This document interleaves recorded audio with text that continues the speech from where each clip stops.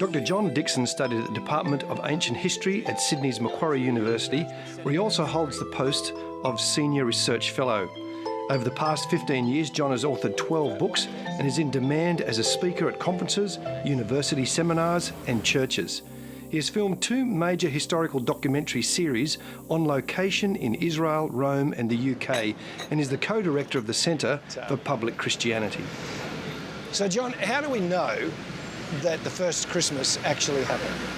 Well, no ancient historian has any doubts that Jesus existed.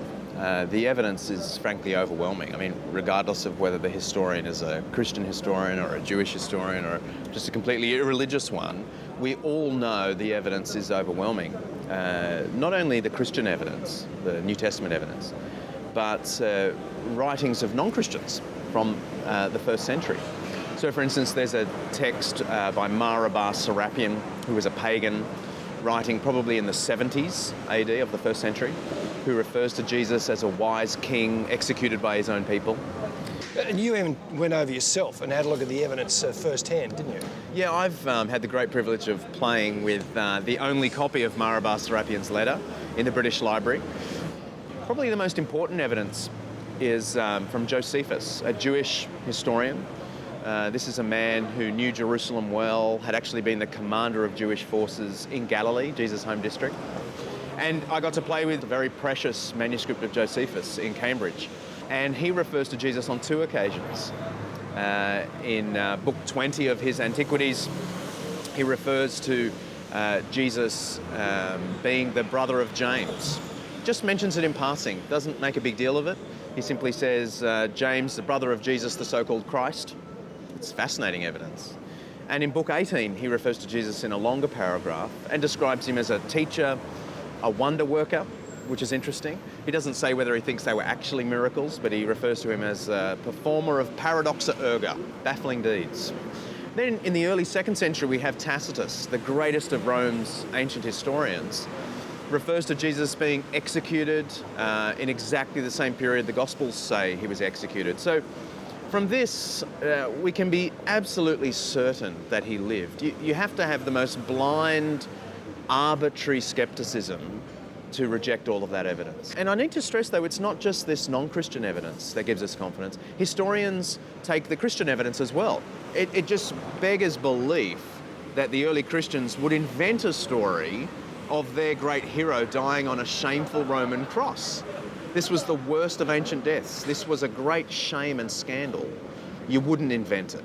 Now, there's obviously a lot of questions about whether you can trust or believe Christian writers. You know, are they just making this up? How do you take those documents and take them seriously? Well, every text has a bias. That's true of modern texts or ancient texts. The thing is, bias doesn't destroy testimony. It's a little bit like, would you read my account of my wife versus some so-called objective journalist that had never met her and didn't have a view, but just tried to deal with the facts? Of course, my account's a little biased, but the bias actually gives you intimate access to things a so-called objective account wouldn't. And I think it's the same with the Gospels. Well, you said you studied history at a PhD level. Did the historians you work with take those scripture writings, the writings of the New Testament, seriously? Secular historians do not privilege the New Testament as a sacred document, the way a Christian might like us to, but nor do they come to the New Testament with skeptical prejudice. They don't treat it as less than human. They treat it as a real first century document.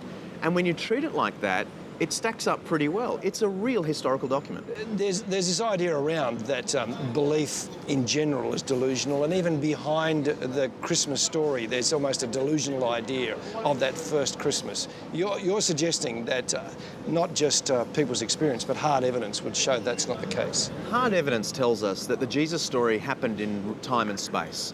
We can't prove everything in the Jesus story. I mean, no historian really thinks by historical method you can prove everything.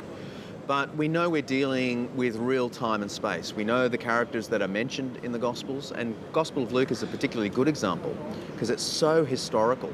And the opening paragraph of Luke's Gospel says that he has studied the eyewitness testimonies. He tells us that in his opening paragraph. So that instantly tells us we're dealing with historical claims. You might want to reject it, But if you reject it, you're rejecting it against the evidence, not because of the evidence. Thank you, John. Appreciate your time. Thanks, mate.